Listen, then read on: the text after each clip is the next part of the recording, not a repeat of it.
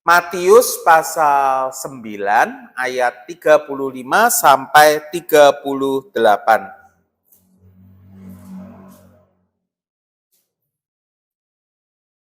Saya akan membacakan untuk kita sekalian, inilah bagian dari Injil Matius. Yesus berkeliling ke semua kota dan desa. Ia mengajar dalam rumah-rumah ibadat mereka dan memberitakan Injil kerajaan serta menyembuhkan orang-orang dari segala penyakit dan kelemahan. Melihat orang banyak itu, tergeraklah hati Yesus oleh belas kasihan kepada mereka, karena mereka lelah dan telantar seperti domba yang tidak mempunyai gembala. Lalu katanya kepada murid-muridnya, tuaian memang banyak, tetapi pekerja sedikit. Karena itu mintalah kepada Tuhan yang punya tuaian, supaya ia mengirimkan pekerja-pekerja untuk tuaian itu. Demikianlah pembacaan bagian Injil firman Tuhan, Injil Tuhan Yesus Kristus pada siang hari ini. Berbahagia setiap kita yang boleh membaca, merenungkan, dan melakukannya dalam hidup sehari-hari. Selamat siang ibu-ibu sekalian dan bapak yang hadir di sini. Ya, hari ini mungkin di tempat ini menjadi lebih ramai ya, khususnya ibu-ibu yang ada di GKI Mangga Besar. Ya, bersyukur hari ini dalam suatu kesempatan dari Komisi Dewasa GKI Sumbawa II juga boleh bersama-sama beribadah dan bersekutu di tempat ini. Biarlah ini juga bukan sekedar menjadi sebuah hal yang menjadi kebersamaan di saat ini saja, tetapi boleh ini menjadi suatu hal baik di mana kita boleh bersama-sama menggumuli sebuah tema, yaitu pelayanan yang berdampak ini. Ya, karena di dalam Klasik Jakarta Utara bukan hanya GKI Mangga Besar, bukan hanya GKI Sumbawa II dan gereja-gereja yang lain, tetapi kita adalah sebuah gereja yang dikumpulkan dalam ruang lingkup yang lebih luas untuk boleh bersama-sama. Kalau kita sebagai gereja dan sudah lama ke gereja, saya ingin mengawali dengan sebuah pertanyaan. Kalau ada seorang yang bertanya, ini sebetulnya pertanyaan yang cukup sederhana dari seorang anak kecil. Mungkin di sini ada yang punya anak, punya cucu ya, ditanya gitu ya, Ibu, Oma, Opung, Ama, apa sih sebenarnya buat apa sih gereja itu ada? Nah, kira-kira pertanyaan seperti itu kalau ditanyakan, untuk apa sih sebenarnya gereja itu? Kira-kira jawabannya seperti apa? Ada yang mau kasih pendapat? Apa sih sebenarnya gunanya untuk gereja? Ya kalau kita tahu, kalau kita punya sendok itu untuk makan, gelas untuk minum gitu ya. Kalau kita ke sekolah untuk belajar. Kalau ke gereja itu untuk apa sih? Betul. Beribadah saja. Lainnya beribadah, berjumpa dengan Tuhan, bersuka cita, apalagi bersekutu dengan orang percaya. Ya, tujuan-tujuan gereja tentu saja banyak. Kita bisa beribadah kepada Tuhan, kita bisa bersekutu dengan saudara-saudara seiman, kita bisa bertumbuh di dalamnya. Tapi kemudian anak itu berpikir, apa iya sih ya selama saya gereja, kok saya berasa saya belum beribadah? Ya beribadah, saya datang ke ibadah, saya datang ke sebuah persekutuan. Tapi apa betul ya seperti itu? Ini pertanyaan anak itu tadi. Apa betul ya saya bersekutu? Kok kayaknya datang ke gereja cuma duduk kemudian terus pulang. Kayaknya katanya persekutuan. Kalau namanya persekutuan kan tentu saja ada interaksi, ada percakapan. Kok katanya bertumbuh? Tapi kok ya biasa-biasa saja. Kok katanya gereja tempat untuk belajar firman Tuhan? Ya betul, belajar setelah firman Tuhan, tapi bagaimana ya mengaplikasikannya? Mungkin ini adalah sebuah pertanyaan yang mungkin dirasakan oleh orang yang sebetulnya belum melihat bahwa yang dikatakan itu semua itu sudah dia rasakan dan dia lihat bersama di dalam kehidupannya di dalam gereja.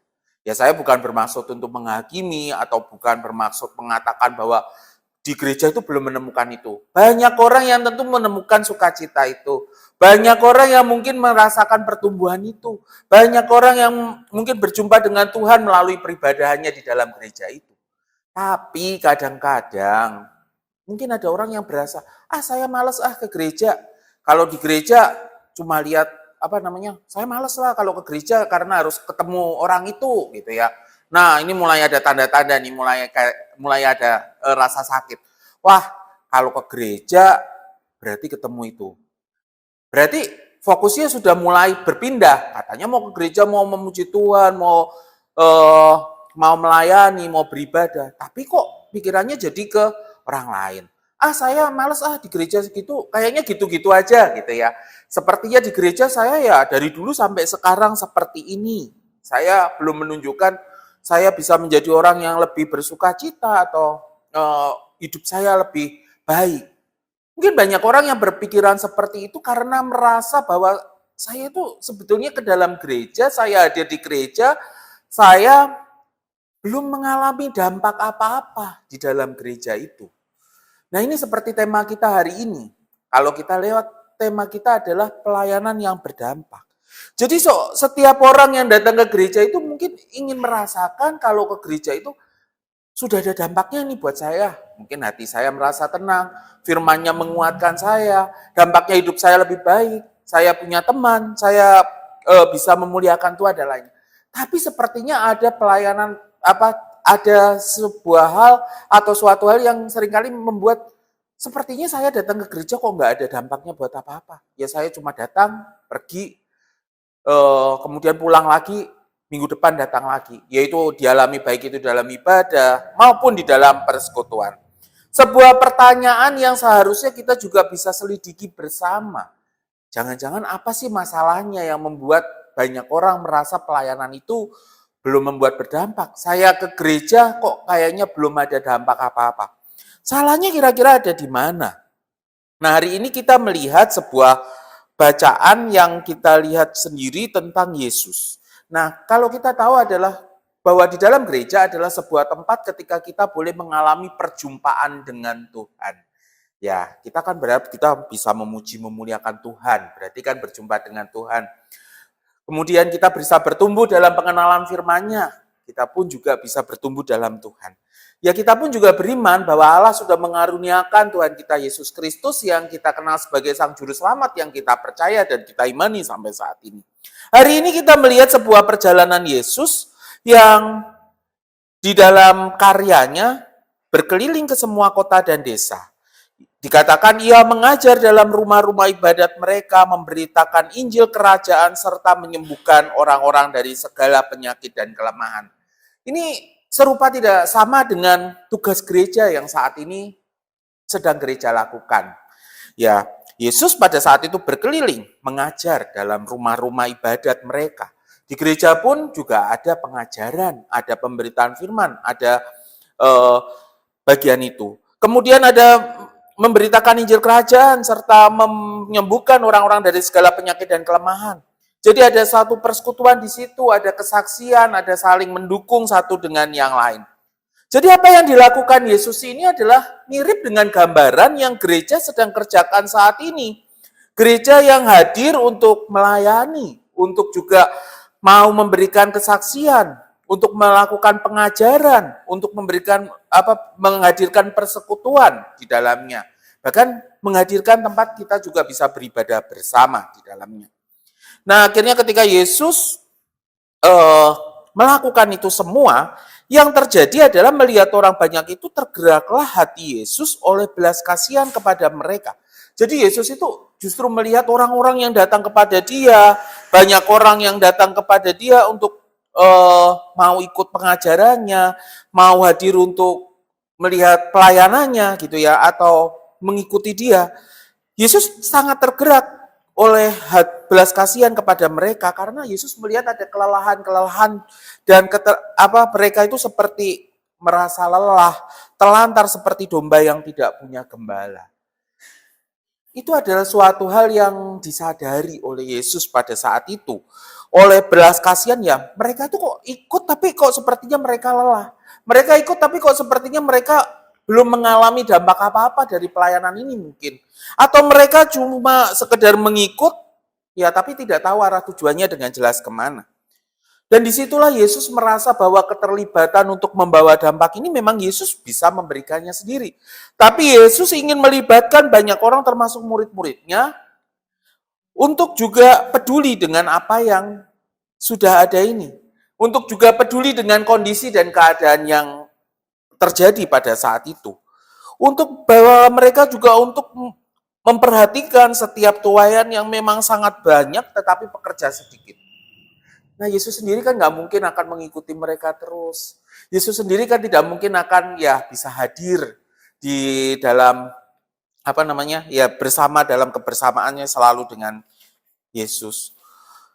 Tapi Yesus melihat disitulah seharusnya ada kebersamaan dari para murid yang juga untuk ikut hadir, untuk merasakan apa yang Yesus rasakan itu, untuk boleh hadir dengan belas kasihan mereka, untuk juga boleh memiliki kepedulian terhadap domba-domba itu, sehingga akhirnya membawa dampak dalam pelayanan yang sedang dilakukannya itu. Dalam hal yang sedang dikerjakan oleh Yesus untuk memberitakan Injil, untuk juga mengabarkan kabar baik itu kepada semua orang. Tuhan memang banyak, tetapi pekerja sedikit. Ya, tapi ya juga bukan berarti nanti tiba-tiba banyak orang yang mau terlibat sebagai penuai, tetapi akhirnya tidak bisa memberi dampak karena ya hanya sekedar ikut-ikutan, hanya sekedar ya memenuhi jumlah atau ya pokoknya karena dibutuhkan banyak orang, pokoknya ikut aja dulu gitu ya. Tanpa tahu harus melakukan apa, tanpa mempunyai kepedulian terhadap domba-dombanya. Nah, karena Tuhan memang banyak tetapi pekerja sedikit, mintalah kepada Tuhan yang punya Tuhan supaya mengirimkan pekerja untuk Tuhan itu. Bukan sembarang pekerja, tetapi pekerja yang bisa memahami apa yang menjadi maksud dari pekerjaan itu. Ibu-ibu sekalian dan Bapak juga, kalau kita lihat, ini adalah sebuah ajakan Yesus yang pertama, yaitu untuk agar setiap orang yang mau mengikuti Yesus itu mau hadir untuk juga ikut terlibat di dalam pekerjaan yang sangat banyak itu ya, tetapi membutuhkan orang-orang yang memperhatikan. Bukan sekedar menuai, tetapi juga memperhatikan mereka yang lemah, memperhatikan mereka yang telantar. Untuk itu juga harus mengikuti keteladanan dari Yesus sendiri. Keteladanan yang penuh cinta, bagaimana dia memperhatikan dengan belas kasihannya itu. Keteladanan yang bagaimana yang bisa membawa dampak bagi pelayanan itu. Kalau Yesus nggak diragukan lagi, tentu saja pelayanannya itu pasti membawa dampak yang begitu besar kepada orang-orang di masa itu. Bahkan sampai masa kini, banyak orang berbondong-bondong ikut Yesus, banyak orang yang kemudian penasaran dengan pengajaran yang Yesus berikan, banyak orang yang merindukan pemulihan, kesembuhan ketika dia mengalami sakit penyakit. Yesus tidak diragukan, dampaknya itu sudah dirasakan dan banyak orang ingin ikut. Tetapi Yesus ingin dampak yang sama itu juga terus dirasakan oleh orang-orang yang melalui orang-orang yang menjadi perpanjangan tangannya Yesus. Mereka yang bekerja sebagai penuainya. Mereka yang ikut membantu Yesus untuk bekerja kepada tuainya itu. Agar melalui pelayanan mereka juga ada dampak yang dirasakan itu dampaknya sama. Ya kalau kita misalnya ibu-ibu pergi ke sebuah ke dokter misalnya ya. Kadang-kadang kan dokter itu kan nggak selalu ada dokternya. Ya kita mau berobat ke dokter, tiba-tiba pada suatu hari dokternya cuti gitu ya. Dokternya cuti, kita juga di saat itu kita juga membutuhkan pertolongan dan penyembuhan. Ya tapi kita kan nggak mungkin nunggu dokter yang biasa kita pergi. Kan saya nyamannya sama dokter ini. Pokoknya kalau saya berobat ke dokter ini, perasaan saya lebih cepat sembuh. Saya nggak mau dokter yang lain. Tapi ketika pada suatu hari dokter yang biasa itu tidak ada, nah kita pun mau tidak mau juga ya berobat untuk belajar mempercayakan kepada dokter yang lain. Nah ketika kita datang ternyata, oh iya ya, ternyata melalui dokter ini saya pun juga bisa merasakan hal yang sama. Dokter ini pun juga bisa menyembuhkan dengan caranya, bahkan ya bisa memberikan dampak yaitu kesembuhan buat saya. Ya meskipun kehadiran Yesus pada saat ini tidak kita kita lihat secara langsung atau Yesus tidak berdiri muka dengan kita. Tetapi melalui setiap orang yang melayani bersama untuk boleh membawa sukacita yang sama, membawa tujuan yang sama, yang mau berbela rasa yang sama, memperhatikan yang sama. Seharusnya dampaknya itu boleh hadir yang sama. Karena Tuhan itu sudah memilih orang-orang untuk menjadi pekerjanya yang juga bisa membawa dampak yang sama. Ya dalam caranya bagaimana? Tentu saja ya dengan meneladani apa yang Yesus lakukan. Pelayanannya tidak pura-pura. Pelayanannya perlu belas kasihan. Pelayanannya itu lebih berfokus kepada mereka yang lelah dan terlantar. Pelayanannya itu lebih berfokus untuk juga memberikan pemulihan dan melakukan pengajaran dengan berbagai caranya. Jadi inilah sebuah kesempatan sekaligus sebuah hal yang boleh mengingatkan kita bersama sebagai pelayan Tuhan. Kalau saya bilang pelayan, sekali lagi pelayan itu bukan cuma sekedar pengurus yang ada. Setiap kita pasti juga dipercaya untuk menjadi setiap pelayan Tuhan sesuai dengan bagian kita masing-masing. Memang pengurus diberi kepercayaan untuk ada di sebuah organisasi untuk menjalankan program, mempersiapkan program, menyiapkan ibadah dan lain sebagainya. Tetapi siapapun juga kan diundang untuk hadir sebagai pelayan-pelayan Tuhan yang tidak selalu berada di sebuah organisasi sebagai pengurus. Jadi ketika pelayanan itu juga seharusnya juga dihidupi oleh kita pun, karena kita pun juga hidup di tengah keluarga, kita tengah melayani. Hidup di tengah saudara-saudara kita pun tengah melayani. Jadi diberi kepercayaan sesuatu untuk terlibat, kita pun juga melayani.